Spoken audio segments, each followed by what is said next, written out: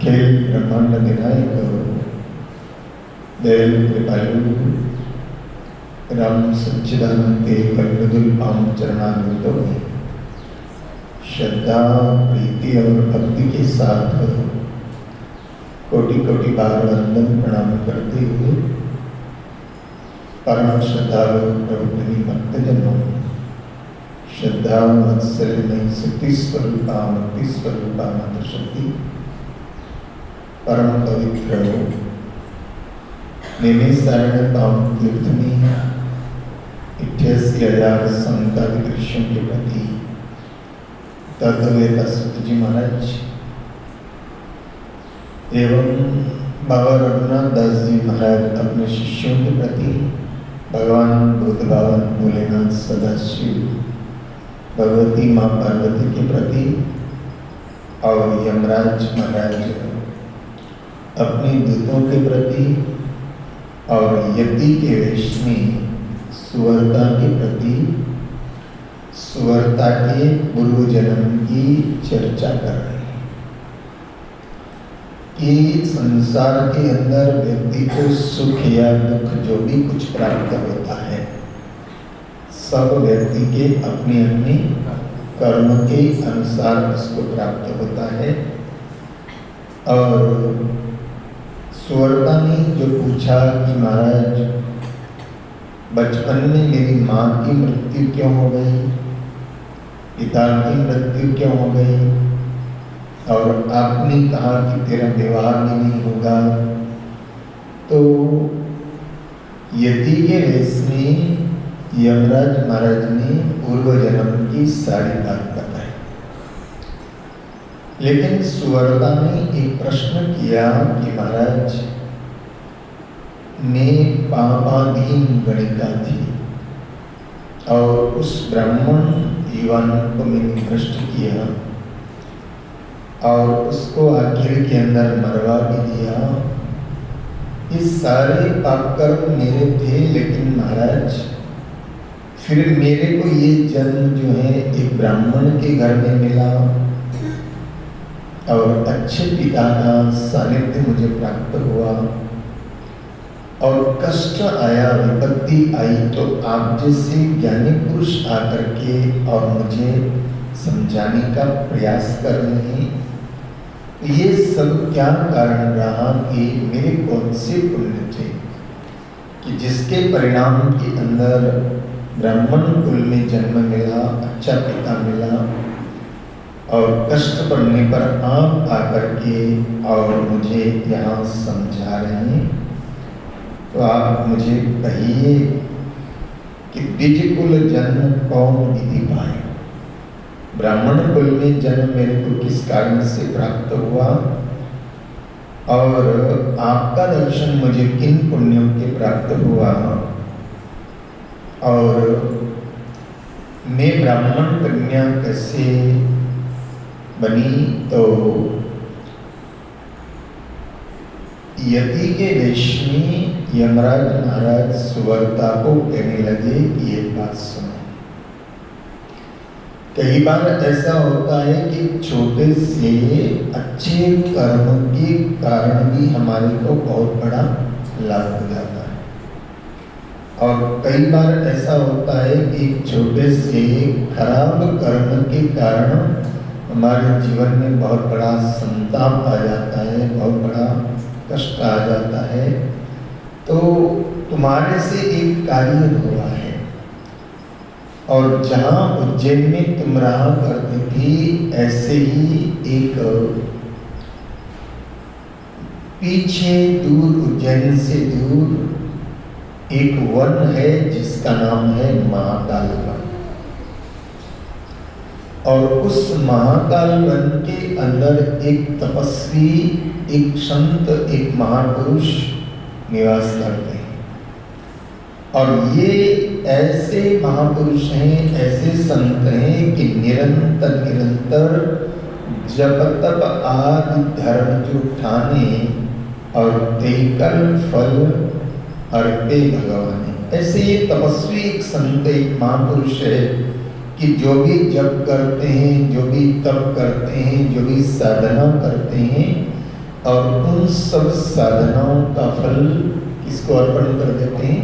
भगवान को अर्पण कर देते हैं। और परम इंद्रिय जीत धैर्य मन माही, इंद्रिय जीत धैर्य मन माही, और इंद्रियों के विजेता और झूठ वचन के नहीं सुहाई।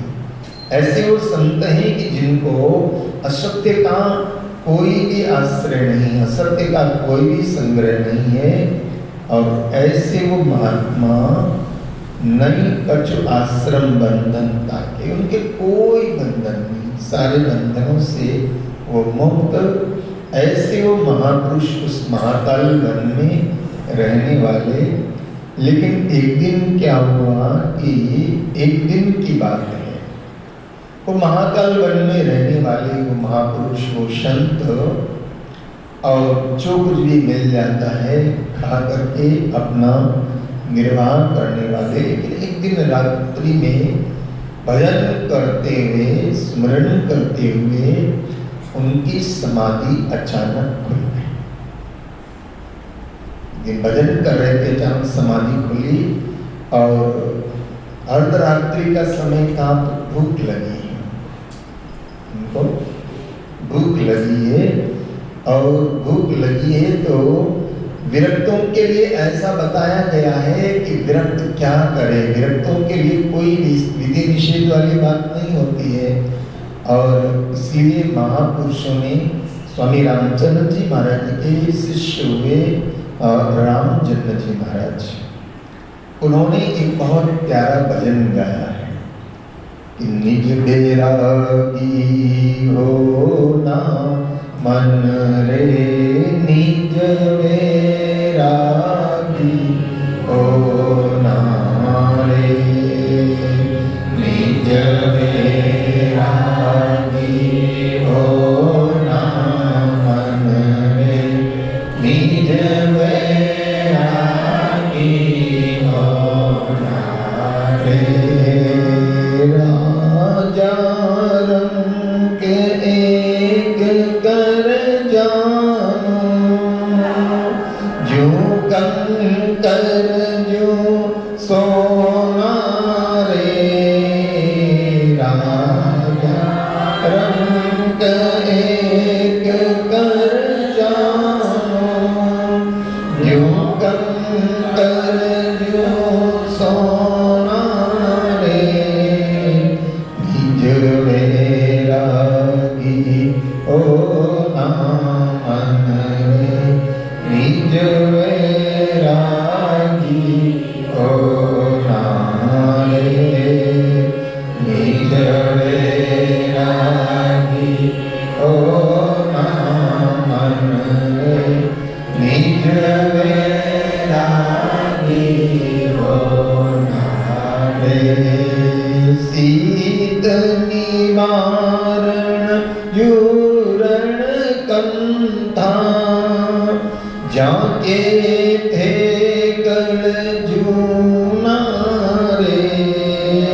शीत निवारण शीतल कंथा, जाके थे कल जूना रे।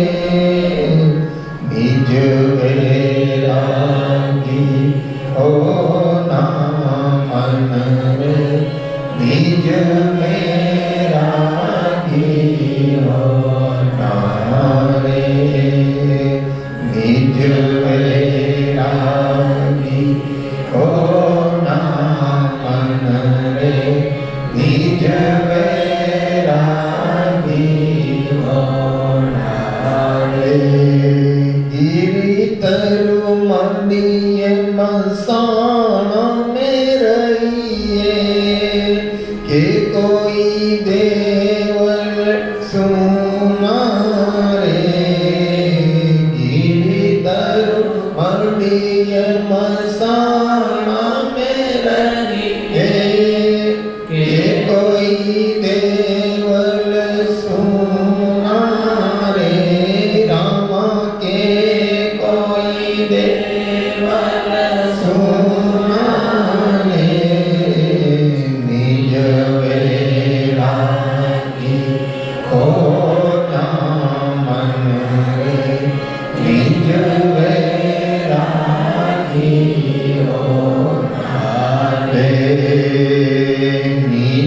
वैरागी होना मन रे निज वैरागी होना रे। भूख लगे जब भिक्षा कर लेना दोना रे।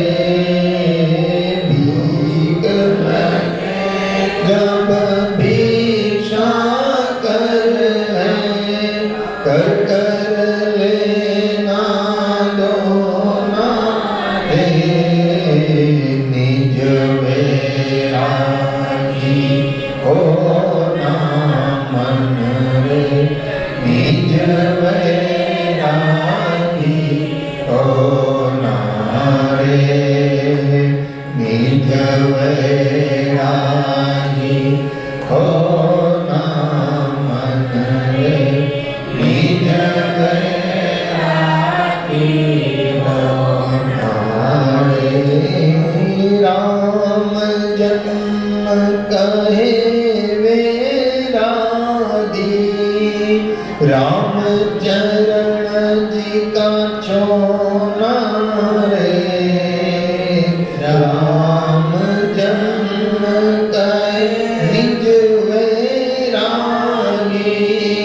राम चरण जी का छोना रे। निज वैरागी होना मन रे निज वैरागी होना रे। निज वैरागी होना मन रे निज वैरागी होना रे।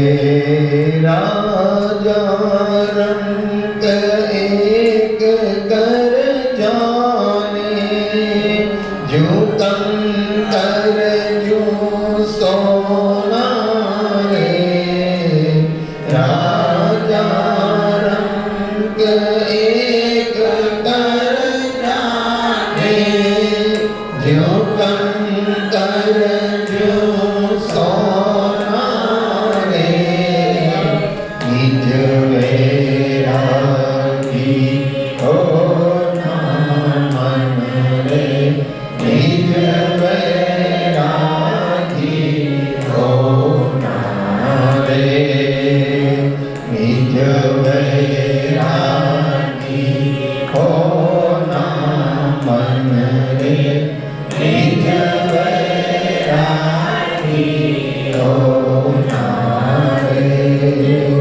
निज वैरागी होना मन रे निज वैरागी होना रे। तो जिन्होंने ये भजन गाया है उनका नाम है राम जन्म जी महाराज। और उन राम जन्म जी महाराज को राम स्नेही संप्रदाय के अंदर वीतराग महाराज के नाम से जानते हैं। वीतराग वैरागी अवधूत के नाम से वीतराग महापुरुष के नाम से उनको जानते हैं। तो उनके भजन में भाव क्या है कि ये मेरे मन निज वैरागी। और वैराग्य जिन्होंने धारण कर लिया उसके लिए राजा और रंक दोनों एक हो गए। राजा रंक एक कर जाने और जू कंकर जू सोना। उनके लिए सोना भी और उनके लिए कंकर भी दोनों बना। और उसके लिए निज वैराग्य का लक्षण क्या है कि गिरी तरु मंडी मसाणा में रहे। और हमारे ज्यादातर पूर्व महापुरुष जो हैं कहाँ निवास किया? उन्होंने शमशान में निवास किया। अधिकतर रामद्वारे कहाँ है? शमशान के नजदीक है, शमशान के पास में। तो ऐसा महापुरुषों का आदेश रहा और जहाँ आप लोग बैठे हुए हैं इधर भी पहले पुराना लोगों से सुनते हैं, ये साइड पूरी कब्रिस्तान थे, पूरा सुनसान। तो ऐसा महापुरुषों ने कहा, निज वैरागी होना मन रे निज वैरागी होना। गिरी तरु मंडी मसाणा में रही है और के कोई देवल सुना। कोई पुराना मकान पड़ा हुआ और रामस्नेही संप्रदाय के एक महापुरुष हो गए। मैंने आपको पहले भी किस्सा सुनाया होगा, ज्ञानदास जी महाराज, जो ऐसे भवन में जाकर के बैठ गए दिल्ली के अंदर जिसमें कि पूरे प्रेतों का वास था। आज भी वो रामदारा जो चांदनी चौक में है, पूर्व में उसमें पूरा प्रेतों का वास, अग्रवाल समाज की जगह थी और इतने प्रेतों का उसमें वास था कि कोई लोग जा नहीं सकते थे। और ज्ञानदास जी महाराज बगीचे पास में कंपनी बाग में बैठे हुए, बरसात आई तो सोचा कहाँ जाऊं, उसी भवन में जाकर बैठ गए। उसमें प्रेतों का वास, बहुत सारे प्रेत निवास करते हैं। और जब ज्ञानदास जी महाराज जाके विराजमान हो गए तो प्रेतों ने कहा, बाबा तुम कैसे आ गए, हम भूत है, हम रहते हैं यहाँ। तो बाबा जी ने कहा, ज्ञानदास जी महाराज ने कहा कि जहाँ रहे अवधूत, जहाँ रहे अवधूत तो वहाँ न रहेगा भूत। जहाँ रहे अवधूत और वहाँ रहेगा न भूत। तो क्या करेगा भूत? जहाँ रहे अवधूत तो क्या करेगा भूत।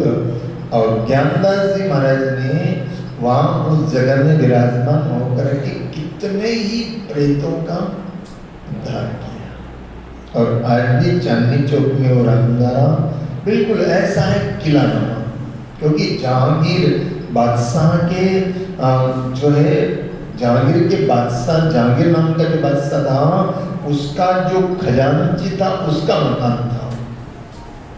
और वो खजानची उसी में आत्महत्या करके मर गया, प्रेत हो गया, उसके परिवार वाले प्रेत हो गए, कोई नहीं रह पाता था। अग्रवाल समाज ने उसको फिर ले लिया था बाद में। वहाँ जाके ज्ञानदास जी महाराज विराज गए और वहाँ उस मकान में रात को कोई भी नहीं रह सकता था, लेकिन ज्ञानदास जी महाराज रहे। सवेरे लोगों को मालूम पड़ा कि यहाँ जो भी रहता है मृत्यु को प्राप्त हो जाता है, ये बाबा जी कैसे रह गए। और फिर अग्रवाल समाज जो है उन महापुरुष के शिष्य हो गए और पूरे अग्रवाल समाज ने मिलकर के वो मकान ज्ञानदास जी महाराज को भेंट कर दिया और वो क्या बन गया? रामदारा बन गया। तो जहाँ अवधूत निवास करते हैं वहाँ भूत भी कुछ नहीं कर सकता। भूतों का भी कल्याण कौन कर सकता है? अवधूत कर सकता है। तो ऐसे रामचंद्र जी महाराज ने लिखा है कि गिरि तरु मणि मसाना में रहिए और के कोई देवर सुनारे और भूख लगे जब भिक्षा। अवधूतों के लिए कोई नियम कानून कायदा ही नहीं है। जब उनको भूख लग जाए, जब छुरा पेट में पैदा हो जाए, भूख लग जाए तो क्या करे? भूख लगे जब भिक्षा करे। जब भूख लग जाए तब भिक्षा के लिए चल पड़े। तो भूख लगे जब भिक्षा करे और कर कर लेना धोना। अपनी जैन मुनियों को देखा होगा, जो दिगंबर है वो भी अवधूत है। तो दिगंबर जैन मुनियों को देखा होगा, भोजन पानी के लिए उनके पास कोई पात्र नहीं होता है। वो हाथ ऐसे कर लेते हैं, लोग उसमें डालते जाते हैं, वो ऐसे खाते रहते हैं। तो कर कर लेना धोना, कर मतलब हाथ, और हाथों को ही क्या बना लिया जिन्होंने? दोना बना लिया है। ऐसे अवधूत, ऐसे महापुरुष गीतराज महाराज कहते हैं, राम जन्म कहे वैरागी, और रामचरण जी का छोना। छोना मतलब बालक। मैं कौन हूँ? मैं रामचरण जी महाराज का बालक हूँ। अवधूतों के भी जो अवधूत है तो ऐसे ये उज्जैन नगरी के अंदर महाकाल वन में रहने वाला ये अवधूत, ये महापुरुष, रात्रि को जब भूख लगी तो अवधूत है, भूख लगी तो चल पड़े, और चल पड़े तो रात्रि अर्धरात्रि का समय है और निकल पड़े कि कहीं कुछ कोई मिल जाए, तो और तो कोई नहीं मिला, क्योंकि अर्धरात्रि के समय तो सभी लोग सो जाते हैं। लेकिन तेरे भवन के अंदर उसने दिया जलता हुआ देखा। गणिका का जो भवन था, ये यमराज महाराज कह रहे हैं कि तेरे को किस पुण्य के प्रभाव से ब्राह्मण कुल में जन्म मिला और किस पुण्य के प्रभाव से मैं तुझे आकर के ज्ञान दे रहा हूं, वो पुण्य को सुन जरा। तेरे वहां वो दीपक जलता, क्योंकि गणिका तो रात्रि तक ज्यादा देर तक जानती रहती है, तो क्या हुआ कि तेरे वहां वो दीपक देखा तो तेरे भवन के बाहर बरामदे में आकर के वो बैठे, और आकर के बैठे थे। थोड़ा बोले सुस्ता लो, थोड़ा आराम कर लो, फिर भिक्षा के लिए चल के आए तो थोड़ा परिश्रम तो हो गया, तो थोड़ा बोले आराम कर लूं, फिर भिक्षा के लिए आवाज लगाता हूँ। और वो आकर के बैठे थे कि उसी समय अर्धरात्रि का समय है और नाइट में नाइट गश्त करने के लिए कोतवाल की फेरी निकली, जिनका जो आज के समय में जिसको आप लोग पीआई कहते हो, थानेदार कहते हो, और पुलिस पार्टी के सब लेकर के वो लोग रात को फेरी के लिए नाइट गश्त के लिए चलते हैं, नाइट गश्त लगाने के लिए चलते हैं। तो वहां वो बैठे हैं, वो भक्त जो है, वो संत जो है, वो अवधूत जो है, वो आकर के वहां बैठे थे। और इतने में तो वो नाइट गश्त लगाती हुई पुलिस आ गई, और कोतवाले जो था यानी थानेदार, वो बड़ा क्रूर स्वभाव का, और वो संत को वहां बैठा हुआ देख करके और कहा यही चोर है, कोई चोरी हो गई होगा, पता नहीं जो भी कुछ रहा हो, बोले यही चोर है। और उस अवधूत को थानेदार ने पकड़ लिया। जोर जोर से थानेदार चिल्लाने लगा। अब वो चिल्लाने की आवाज तेने सुनी, और तेने सुनी तो तू अपना घर को दरवाजा खोल के बाहर आई और कोतवाल से कहा क्या हुआ, तो बोले ये चोर पकड़ा गया है, लेकिन पता नहीं तेरे पूर्व जन्म के कोई पुण्य रहे होंगे या कोई संस्कार रहे होंगे, क्योंकि जन्म से तो वैश्या नहीं थी, जन्म से कोई वैश्या की लड़की नहीं थी, बाद में तेरे कर्म से वैश्या के कर्म तेने अपना लिए, लेकिन पता नहीं तेरे मन में क्या भाव आया। और उस कोतवाली को कहा, कोतवाल साहब ये चोर, मैं कह रहा हूं ये चोर नहीं है। और यहाँ यमराज महाराज कहते हैं कि वो कोतवाल भी तेरे को जानता था, तेरे रूप और सौंदर्य पे मोहित था, और तेने जब कहा कि मैं जवाबदारी लेती हूँ कि ये चोर, और कोतवाल को कहा कि इनको तुम छोड़ दो, और इनको तुम छोड़ दो, ये चोर नहीं हो सकता, इनको आप दंडित न करें। और कोतवाल को जब तेने कहा तो तेरी बात को कोतवाल ने मान लिया और उस भक्त को, संत को छोड़ दिया। तो तेने उस महात्मा से पूछा कि महाराज अर्धरात्रि का समय है और आप कहां से कहां आ गए, क्या कैसे आए, और अगर मेरे लायक कोई काम हो तो आप बताओ। वो भगवत भक्त, वो संत जिसको मौन थी, कोतवाल इतना चिल्लाया तब भी नहीं बोले, लेकिन तेने जब ये कहा कि महाराज अर्धरात्रि के समय आपका आगमन कैसे हुआ, और मैं जानती हूँ कि आप चोर तो नहीं हो सकते, और आपके आने का कारण क्या है, और मेरे लायक कोई काम हो तो आप बताओ। तो संत कहने लगे, बस महाकाल वन में बैठे बैठे शांत ध्यान करते करते अर्धरात्रि के समय नींद खुल गई, तो आए थे हम तो किस लिए, भूख लगे जब भिक्षा, इसलिए आए थे हम, भूख लग गई थी और भिक्षा करने के लिए हम आए थे। लेकिन हे माता, वो संत का संबोधन देखिए, गणिका को किस शब्दों से संबोधित किया? धन्य मातु तब भाट को मोई चहे कछना। हे माँ, उस गणिका को संबोधित किया, उस संत ने संबोधित किया कि हे माँ तू धन्य है कि आज अगर कोतवाल मुझे पकड़ करके ले जाता और जेल में डाल देता तो मेरा तो भजन में बहुत बड़ी विक्षेप हो जाता, जेल में मैं चला जाता। लेकिन हे माँ, तुम्हें धन्य है कि तुमने अपनी जवाबदारी पर मुझको। रही बात तुम कह रही हो कि आपको क्या चाहिए, तो मुझे कुछ भी नहीं चाहिए। मैं तो आया था इधर, किस लिए आया था?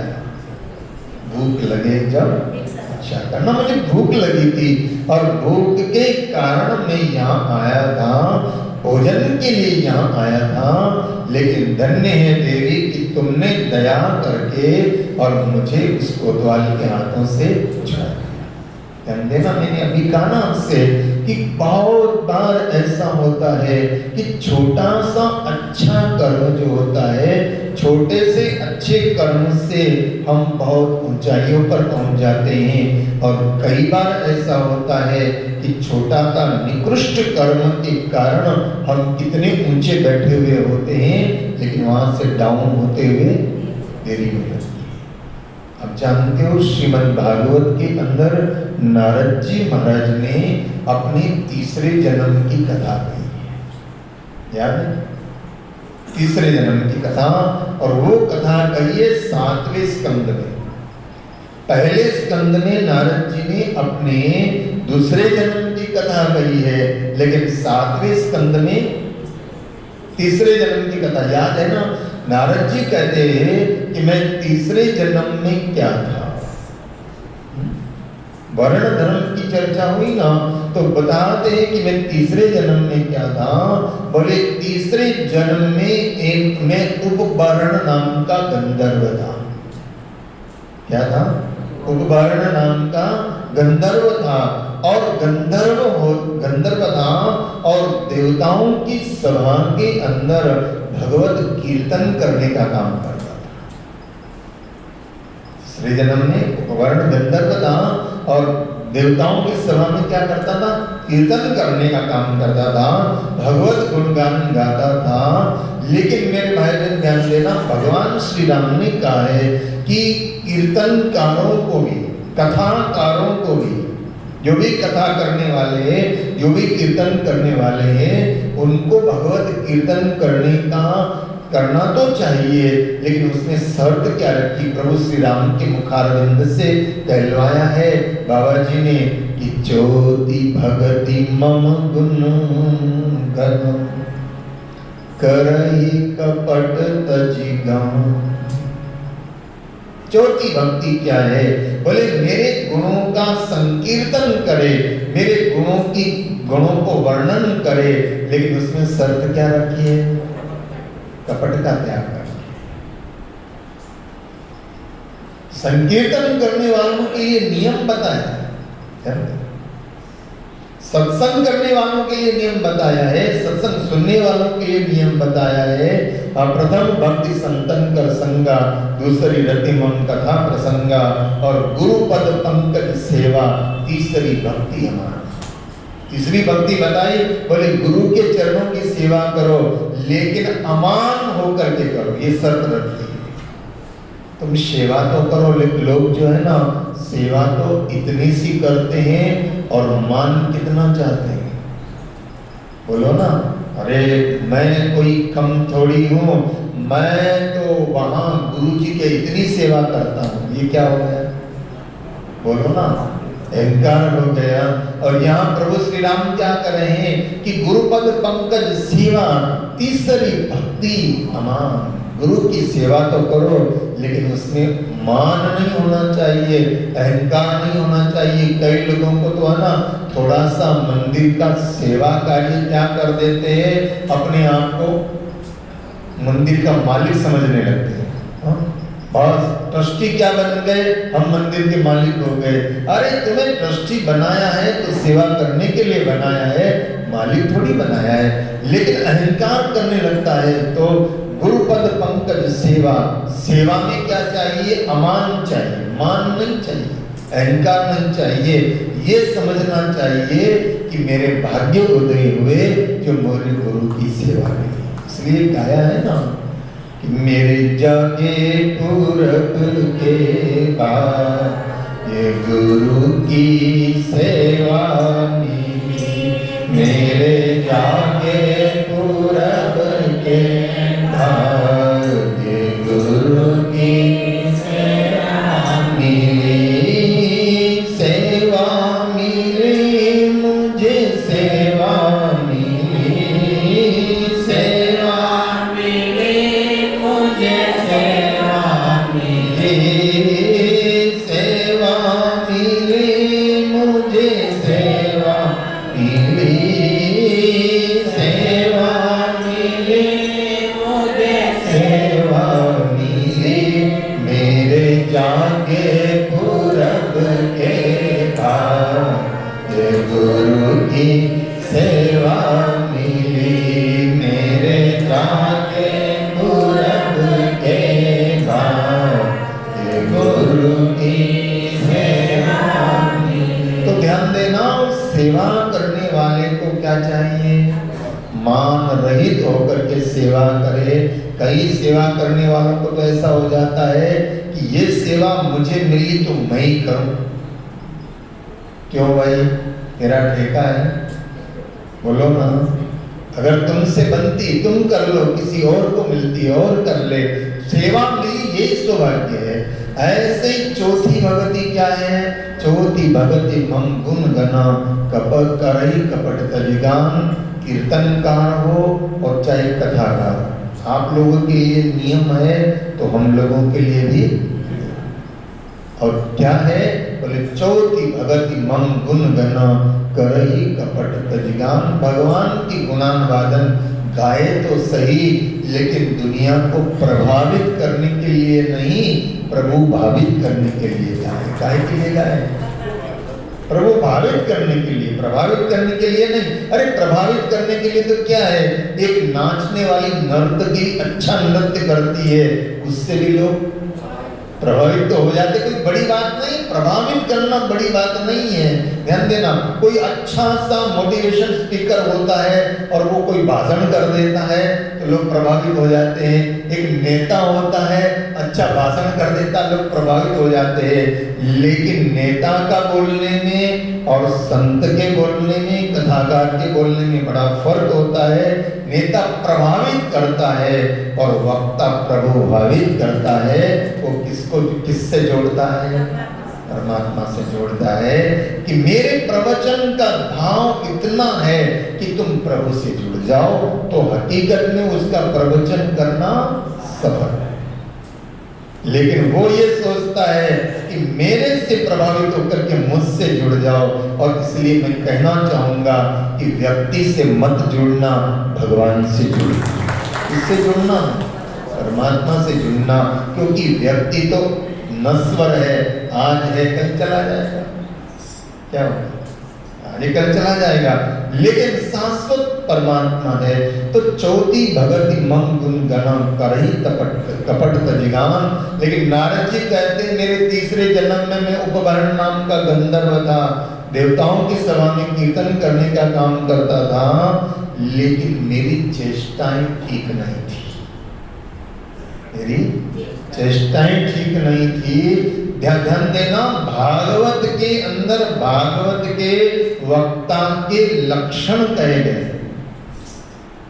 भागवत में भागवत का वक्ता के लक्षण कहे गए।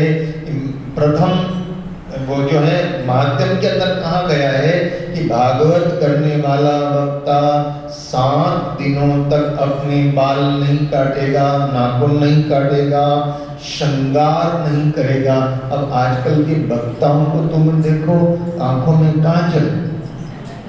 मैं इंदौर में था तो एक भागवत के कथाकार, नाम नहीं बताऊंगा, टीवी पे भी बहुत आता, उसका उद्घाटन करने के लिए मुझे जाना, उसके कथा के आयोजक मुझे बुलाने के लिए आ गए तो मैं गया।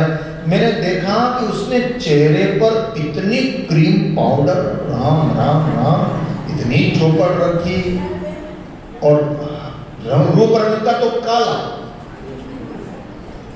लेकिन क्रीम पाउडर लगा के तुम जानते हो ना, और ब्यूटी पार्लर में सस्ती है तो बाद में सस्ती जब अच्छी दिखती है जब उतर जाता है तो ऐसा वो पूरा क्रीम पाउडर इतना चौपड़ रखा, इतना चौपड़ रखा। ये कपट है, ये क्या है?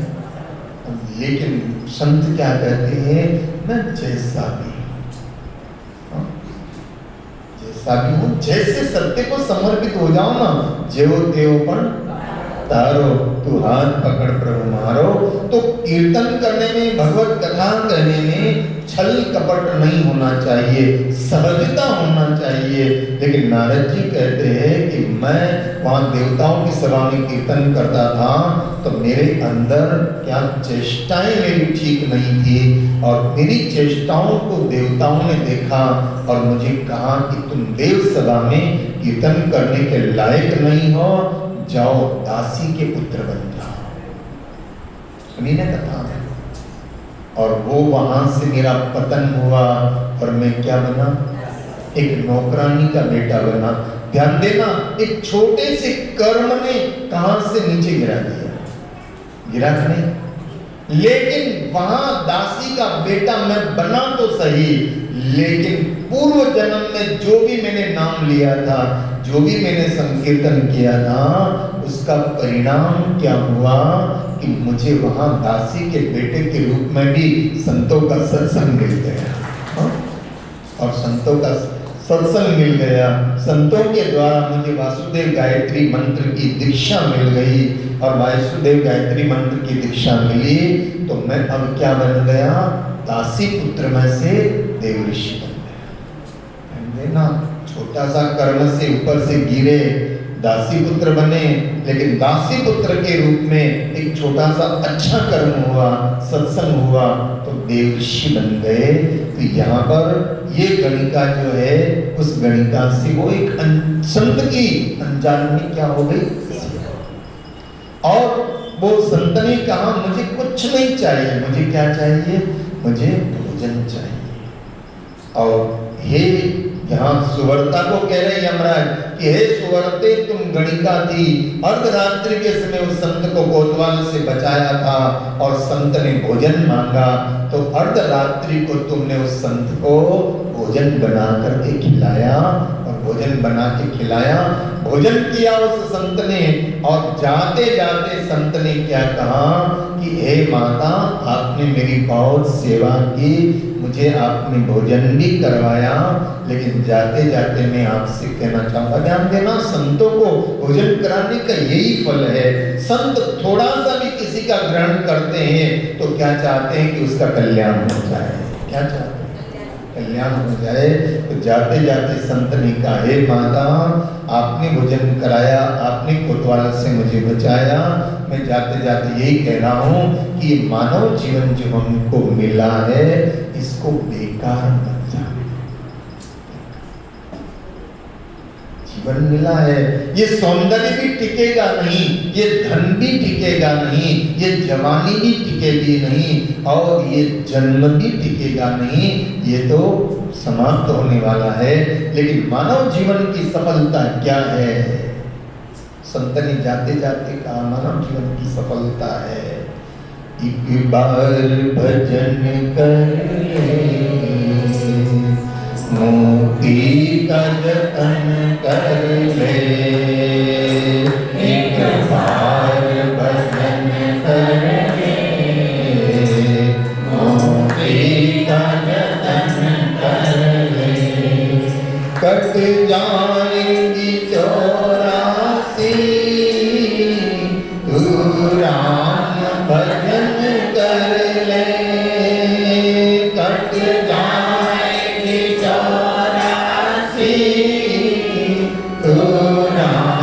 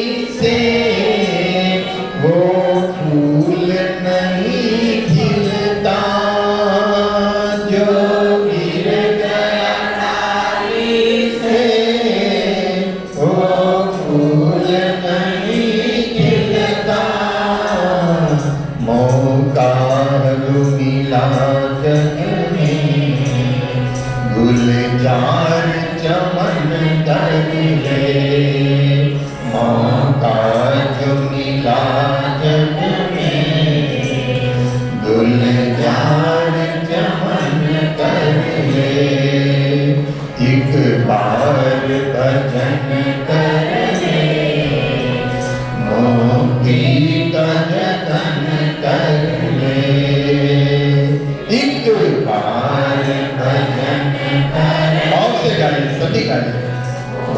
कीर्तन कर ले, कट जाएगी 84, तू राम भजन कर ले, कट जाएगी 84,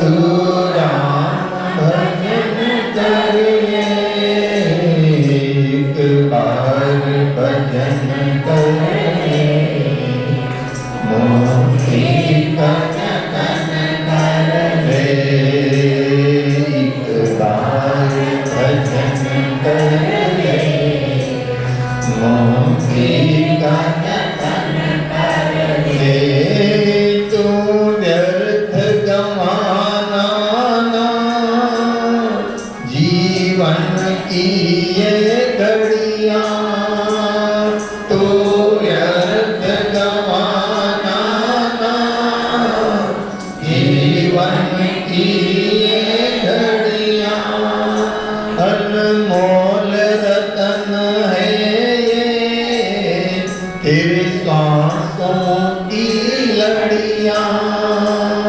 अनमोल रतन है तेरे सांसों की लड़ियां, इस छोटी दुनिया से बचने का यत्न कर ले, इस छोटी दुनिया से बचने का यत्न कर ले, एक बार भजन कर ले, मोती का यत्न कर ले, एक बार भजन कर ले, मोती का यत्न कर ले, कट जाएगी 84,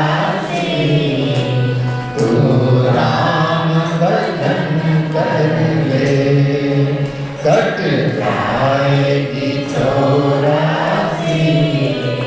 तू राम भजन कर ले, तू राम भजन कर ले, तू राम भजन कर ले, तू राम भजन कर ले।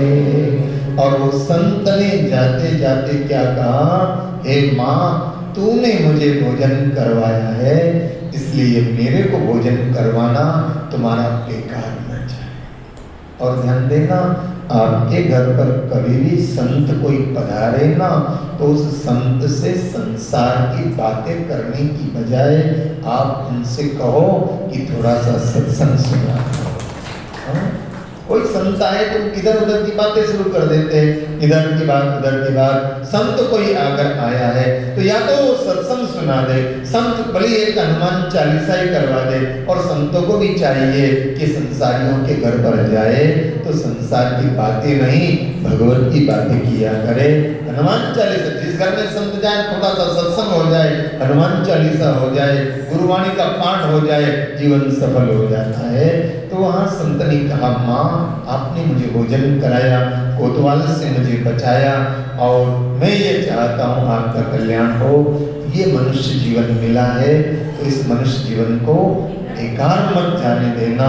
क्या करना, एक बार भजन कर ले, मोती का यत्न कर ले, एक बार भजन कर ले, मोती का यत्न कर ले, कट जाएगी 84, तू राम भजन कर ले, कट जाएगी 84, तू राम भजन कर ले, एक बार भजन कर ले, मोती का यत्न कर ले,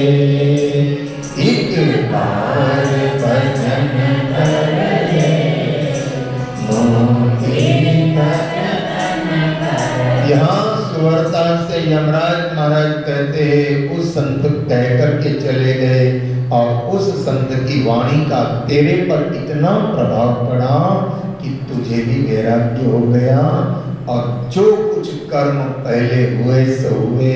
इसलिए कहा कि बीती जितनी बीती जो जितनी बीती उसका तो गम नहीं है, लेकिन प्रभु भक्ति हो जाए चरणों में मिले ठिकाना। प्रभु भक्ति हो जाए चरणों में मिले ठिकाना। और यही बात कहा कि बीती जो बीती और संत का ऐसा वैराग्य तुझे प्राप्त हुआ और तूने भजन करना प्रारंभ कर दिया। हे सुवर्ते, तेरे को पहले उस ब्राह्मण के माता पिता ने श्राप दिया जिसके कारण से तेरी माँ की मृत्यु हुई। पिता ने श्राप दिया इसलिए पिता की मृत्यु हुई। पत्नी ने श्राप दिया इसलिए तेरा विवाह नहीं हो रहा है। लेकिन तूने उस संत की सेवा करी और संत की बात मान ली और भक्ति में लग गई। उन सब का पुण्य इकट्ठा हुआ कि तुझे भी ब्राह्मण कुल में जन्म मिला है। और वो संत की कृपा से मैं यमराज जो जमदंड न्याय करता हूँ, लेकिन यमराज अपना प्रकट स्वरूप करके कहते हैं कि मैं यमराज जो सबको दंडित करता हूँ, लेकिन उसी संत की कृपा समझो कि जिस संत ने तेरे हाथ से भोजन किया था, उसी संत ने तुझे सत्संग दिया था, उसी संत की कृपा समझो कि तेरे उस रुदन को सुन करके और मेरा मन पसीज गया और मैं योग यति का रूप लेकर के और तुझे उपदेश दे रहा हूँ। क्षणमति सज्जन संगति रेखा, संत का संग थोड़ा सा भी मिल जाए तो हमारे जीवन का कल्याण कर दिया करता है। उस संत के संग का ही परिणाम है कि मैं तुझे आकर के यहाँ पर ये उपदेश दे रहा हूँ। और हे सुवर्ते, ऐसे ही तुम्हारे को बताऊं, एक गौतमी नाम की नारी जिसने कर्म सिद्धांत को समझ करके और पुत्र की मृत्यु होने पर भी कैसे वो दुखी नहीं हुई, तुम भी ऐसे तुम्हारे पिता की मृत्यु पर दुखी मत हो। तो ये सुवर्ता ने पूछा है कि गौतमी की कथा क्या है महाराज, आप मुझे बताओ। तो यति के रूप में वो यमराज महाराज गौतमी की कथा को सुनाएंगे। गौतमी के पुत्र की मृत्यु पर भी कैसे उससे कर्म सिद्धांत को समझते हुए दुख नहीं हुआ, वो गौतमी की बड़ी प्यारी कथा है। वो सारी सत्संग आपके समक्ष कल के दिन में रखने का प्रयास करेंगे। आज का सत्संग का समय पूर्ण